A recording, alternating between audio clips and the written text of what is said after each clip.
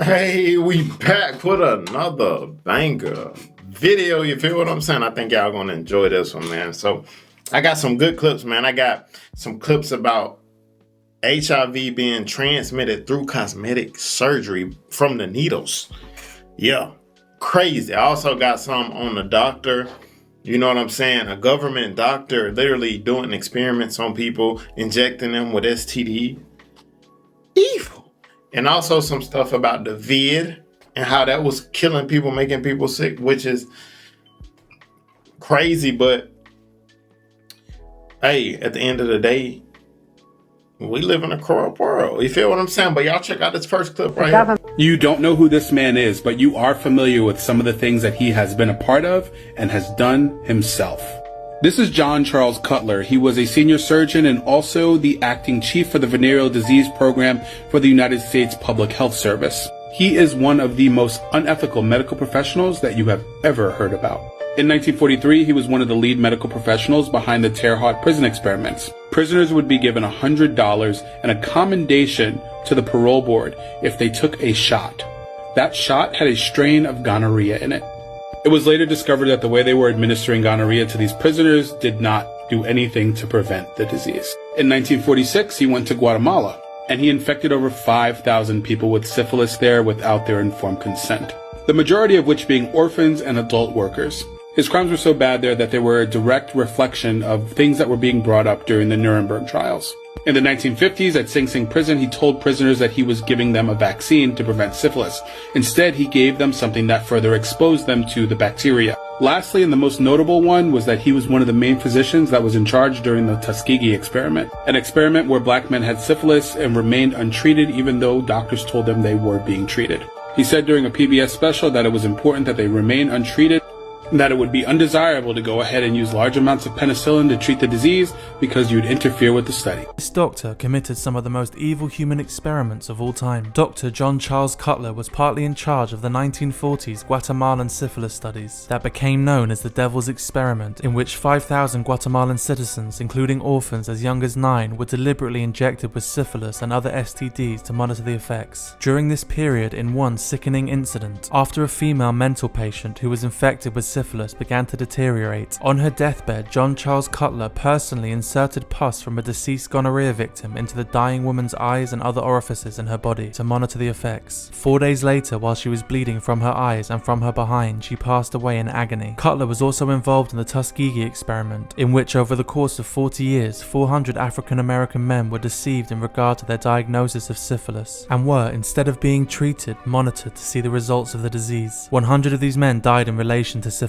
On top of these experiments, in the 1940s, Cutler was also involved in the Terre Haute prison experiments, in which inmates in the prison were injected with strains of gonorrhea in return for $100. During his career, Cutler was the acting chief of the Venereal Disease Program in the United States Public Health Service. He died in 2003. Y'all feel what I'm saying? So that's crazy. If y'all think, now that was a minute ago, y'all don't think stuff like that going on today?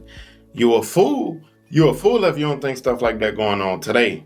But I want to show y'all some other clips about basically just government corruption and stuff that's going on in the government and how, they use these, vaccines and treatments to y'all know what I'm saying, to harm the people, Just like that. Y'all check this out. Warning of HIV risks associated with a procedure called the vampire facial. The CDC says it's identified the first documented cases of the disease transmitted through cosmetic needles. 3 women contracted the virus after getting the procedure at a now closed medical spa in New Mexico. If you aren't familiar, vampire facials use tiny needles to inject platelet-rich plasma from blood into your face. An investigation found the clinic reused disposable equipment, and at least 2 previous clients had tested positive for HIV before their visits. Dr. Fauci, how much have you earned from royalties from pharmaceutical companies since the pandemic began in 2021? 0. It says NIH scientists made $710 million in royalties from drug makers. You're saying that you did not receive any of the $710 million. On COVID, I received, I think, $122 for a monoclonal antibody that I made 27 years ago. Okay, so just in general, though, how much have you received, not related to COVID, just in general, how much have you received in royalties between 2021 and 2023? I think none. Okay, so somebody received the $710 million. Somebody did, but not me. You didn't receive any royalties. Okay. I mean, I see no royalties associated with COVID. I mentioned. I said. No, I want. No, I just said. I'm on the record, and I want to make sure that this is clear. That I've developed a monoclonal antibody about 25 years ago that's used as a diagnostic that has nothing to do with COVID, and I receive an average of about $120 a year from that patent. Okay, but the bottom line here is that scientists at NIH did receive $710 million in royalties, and I guess my question is, don't you think that if these experiments are made using American tax dollars, that any of those royalties, this nearly billions of dollars, should be going back to the American taxpayer, not in the pockets of the scientists? Do you believe that's a law that we should consider changing? If you want to change the patent laws and the Bayh-Dole Act, then go ahead. Okay. But that's not for me to say. I'm asking your opinion. Somebody makes something for the world, right? Like cure the cancer, they always end up dying. How does that fucking happen? Have the cure to every disease. Next thing you know, he's fucking dead. A nigga can have a water-powered car. Nigga dead. Anything good for the society, the government is going to kill you. And do you have any science to back up your opinion? The best data are autopsies. So in the largest autopsy series published to date, I know because I'm the senior author, of all the deaths we examined, and we re-reviewed them. We had an adjudication committee. We had ways of arbitration deciding on did the vaccine cause death. The answer is, of these cases that came in for autopsy after vaccination, 73.9% of individuals, it was determined that the vaccine was the cause of death. First author is Holscher and colleagues. He's sitting right behind me. True story. You know Cuba's eliminated mother-to-child HIV transmission, right? America, take notes. In 2015, the World Health Organization validated that the elimination of mother-to-child transmission, HIV and syphilis in Cuba. First country ever, by the way. Again, America, take notes. We know that Cuba has good healthcare and probably one of the best doctors in the world. Like, I don't know what they're doing, but it's definitely working. You know they had a lung cancer vaccine. Yeah, you know, read it for yourself. And their education system, it caters towards minorities. I actually forgot what motivated me to start this POV/true story/run. All I know is I give props to Cuba. They're doing something right. And we need to follow in their footsteps. Necrotizing fasciitis is a rare and potentially fatal condition that causes the flesh to decay. In 40% of cases, the condition is fatal. But with her advanced infection, Christine faces even worse odds. Their chance of survival was 10% at best. This infection is one of the fastest killers out there. Y'all feel what I'm saying? So y'all, what y'all think about that? What y'all think about that? You know what I'm saying? Everybody like, hey, all of this is allegedly, all of this is just, you know, our points of view. Like I say, allegedly. But this next clip is basically a lady, she explaining about her, how the COVID vaccine affected her. You know, and I know it affected a lot of people in similar ways. And I went through her the comment section of her video, and many people had similar experiences with it. You feel what I'm saying? But y'all tell me what y'all think about her video.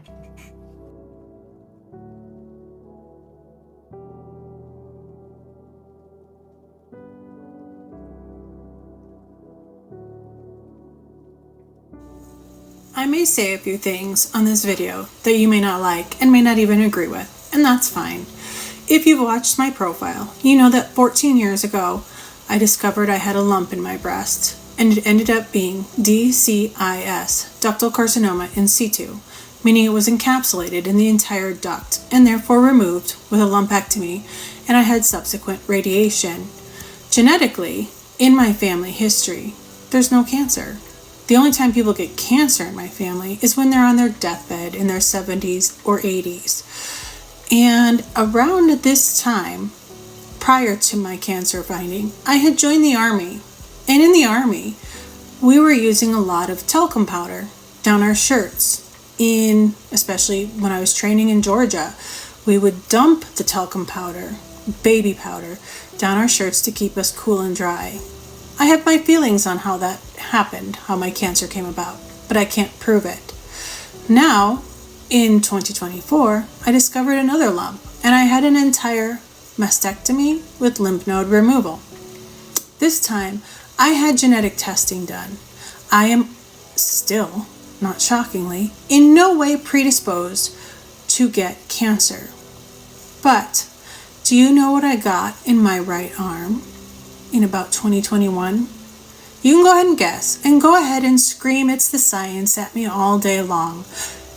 If you know people in dark labs who know what the effects of an mRNA vaccine are on rats, or if you can tell me how great what happened to the Tuskegee Airmen when they were being tested against their will, actually without their knowledge, by dark lab vaccines and things like that, then you can talk to me about that. Until then, until you've actually worked in that field, I don't want to hear about your science, because quite frankly, I have anecdotal stories too far beyond to go through, to throw out, and I'm not going to listen to it.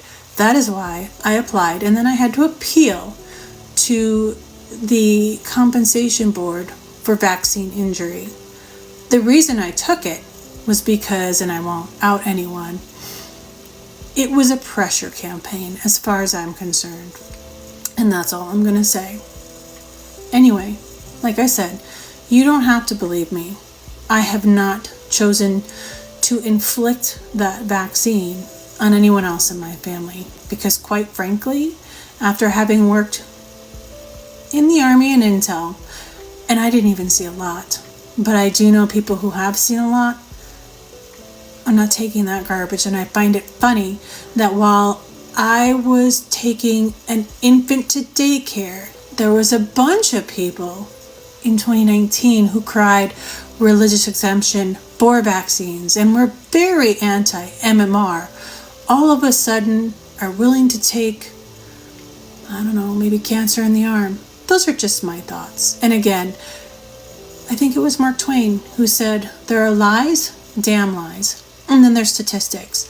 And quite frankly, I'm done believing the garbage that people throw out at me, because they have no idea how to tell me or explain to me how a sample is chosen from a population in a random form as to control for internal and external variables, and I don't trust my government to tell me the truth.